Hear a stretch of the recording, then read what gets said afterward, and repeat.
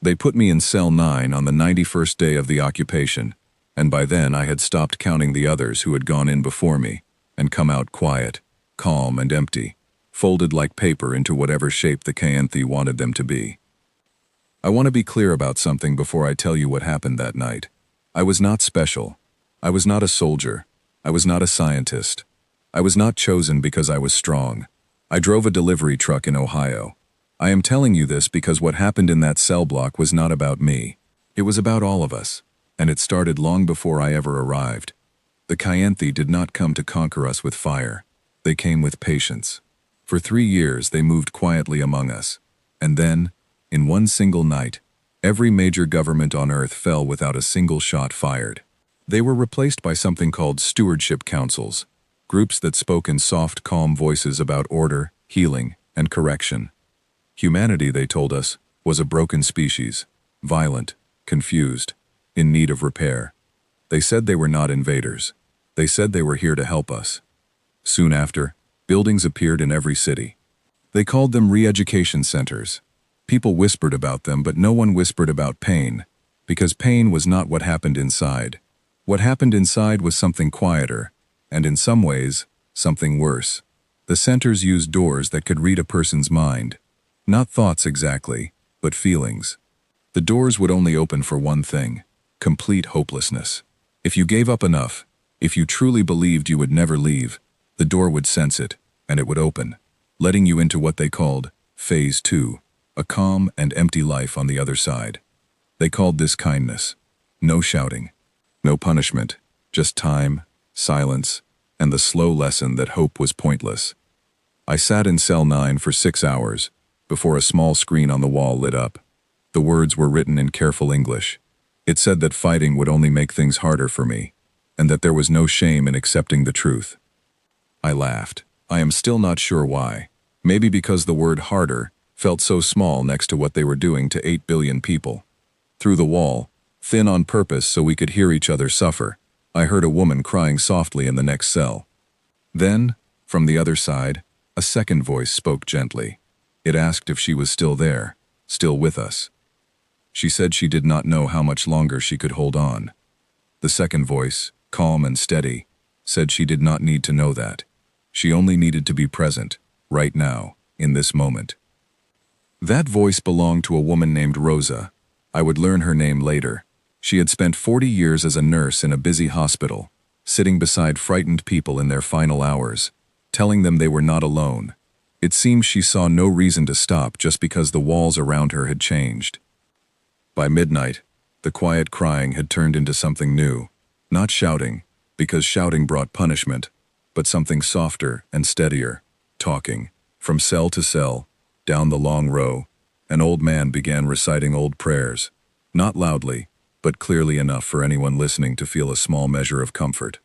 A young man, maybe 19 years old, began teaching a card trick to the stranger in the next cell, describing every movement of his hands, even though neither of them could see the other. Somewhere down the row, someone began to hum a quiet tune, and slowly, other voices joined in, until it sounded less like singing and more like breathing shaped into music. I began to understand something important. The locks were not really listening to the walls of our cells. They were listening to us, to what was happening inside our minds. And in that moment, I realized something that no machine built on despair could ever predict. Humans left alone in the dark do not simply give up. We reach for each other. It happens almost without thinking. Some small spark inside us that does not ask permission before telling the person next door that everything is going to be okay. Around 3 in the morning, the small screen in my cell turned red. New words appeared. They said that unusual and cooperative behavior had been detected, and that the isolation process would now be strengthened. I soon understood what that meant. They removed whatever had been softening the sound between our cells, probably believing that complete silence would finally break us. What they did not understand was that silence, to us, was simply a bigger space to fill with hope. I called out that they could now hear everything we said, and that we should make our words count.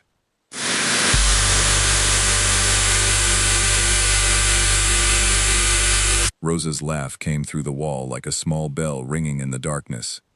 She said her name was Rosa Delgado, And 40 years ago she had made herself a promise that she would never let another person feel alone or afraid if she could help it. She said she was not about to break that promise now. One by one, down the row, other voices joined in. People began saying their names.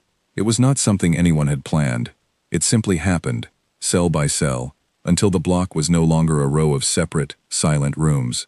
It had become a group of people who now knew each other's names, and once you know someone's name, it becomes very hard to feel completely alone. And being alone, it turned out, was the one thing their entire system depended on. At 47 minutes past 4 in the morning, the door to cell 7 opened. It did not open because the woman inside had given up.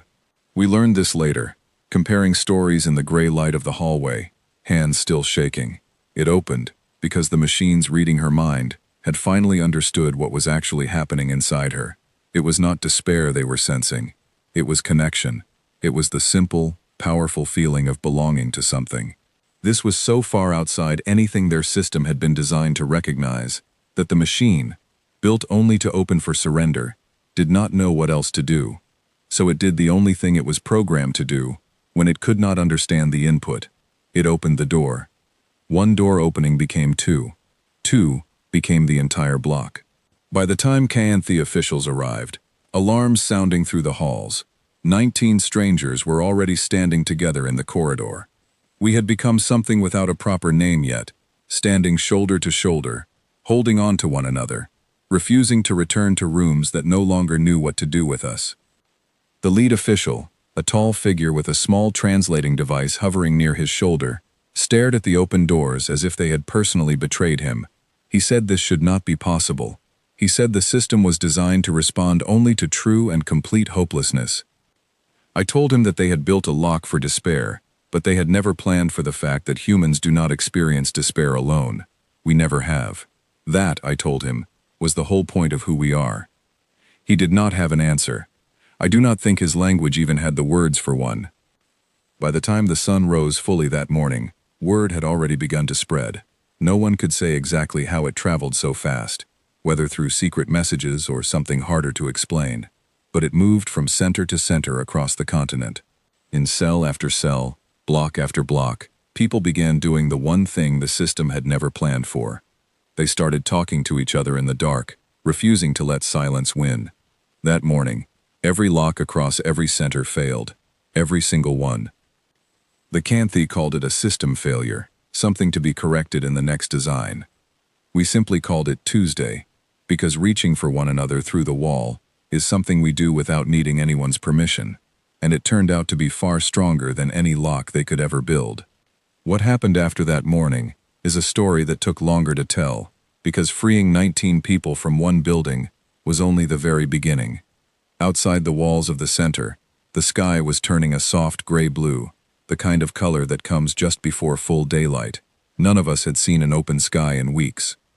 Rosa stood beside me, her hand pressed flat against the cool morning air, like she was checking it was real. The young man who had taught the card trick through the wall introduced himself as Malik, and he still had a deck of cards folded carefully inside his sleeve, as if it were the most precious thing he owned. We did not run. Running would have meant we were still afraid, and somehow, in that hallway full of open doors, fear had lost its grip on us. Instead, we walked out together, slowly, like people who had just remembered how to breathe properly. The Kyanthi guards outside did not know what to do with us either. Their training had prepared them for prisoners who begged, prisoners who cried, prisoners who tried to fight their way out. It had not prepared them for a group of ordinary people walking calmly toward the gate, talking quietly among themselves, checking that everyone was still together. One young guard raised his weapon, his hand shaking slightly. Rosa stepped forward, not with anger, but with the same steady calm she must have used for decades beside hospital beds. She told him softly that she understood he was following orders, and that she was not asking him to break any rule. She was simply asking him to notice that not one of us had raised a hand against anyone. She said that maybe, just maybe, that was worth thinking about. He did not lower his weapon completely, but he did not fire either. He stepped aside, just enough for us to pass, his eyes following us the whole way, full of confusion he clearly did not know how to name. News of what happened at our center reached other centers faster than anyone expected. It seemed the Kyanthe's own communication systems, built to be efficient and connected, worked against them in this one important way. Reports meant only for officials were somehow seen by workers, translators, and even some of the lower-ranking guards, many of whom had begun to quietly question the calm, controlled world they had been sent to build. In the weeks that followed, similar stories began appearing all over the world. In a center in Nairobi, prisoners began sharing stories about their families every single night, refusing to let the silence sit unfilled. In a center outside Seoul, an elderly woman began teaching simple songs to the children being held nearby, and within days, entire hallways were humming quietly together. In a center in Sao Paulo, someone started a habit of describing, in complete detail, one small happy memory each night, so that even people who could not sleep had something warm to think about in the dark. Each time, the pattern repeated itself.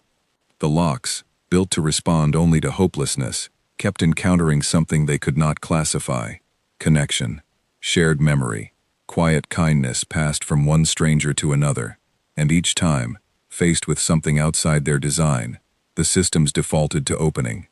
The Kyanthe Council held long and serious meetings about what they called a critical flaw in their re-education model. They debated whether to redesign the locks completely, perhaps making them respond to something entirely different.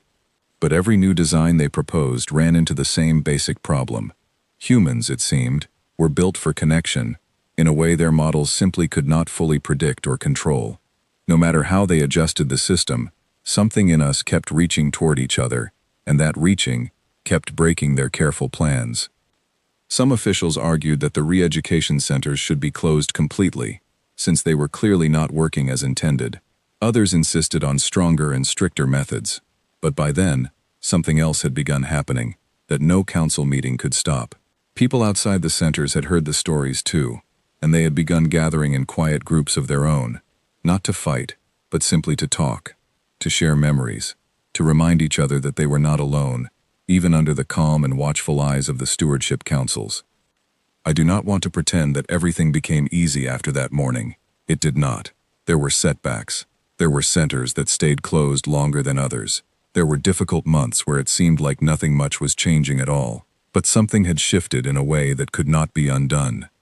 Once people remembered how strong they could be simply by supporting one another, it became very hard to make them forget it again. Rosa and I, along with Malik and several others from that first night, ended up traveling quietly from town to town for a while. Not as soldiers or leaders, but simply as people telling our story. We did not ask anyone to fight. We only asked them to remember what had happened in that hallway, how 19 strangers had walked out together simply because they had refused to let each other feel alone. Slowly, very slowly, the Kyanthe began adjusting their approach. Some officials, quietly and without much announcement, began treating people with more respect. Whether this came from genuine understanding or simple practicality, I cannot say for certain. Perhaps it did not matter which one it was, as long as fewer people were suffering.